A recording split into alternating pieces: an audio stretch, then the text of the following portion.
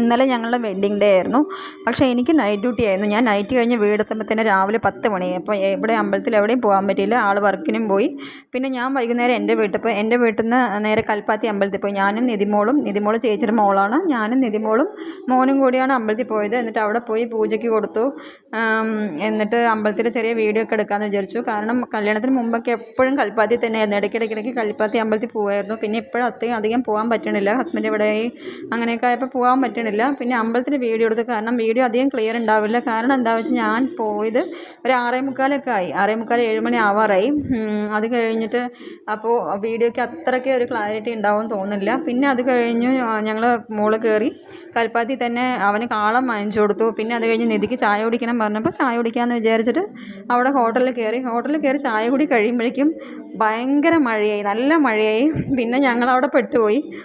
പിന്നെ മഴ കണ്ടപ്പോൾ നമുക്കൊരു സന്തോഷം.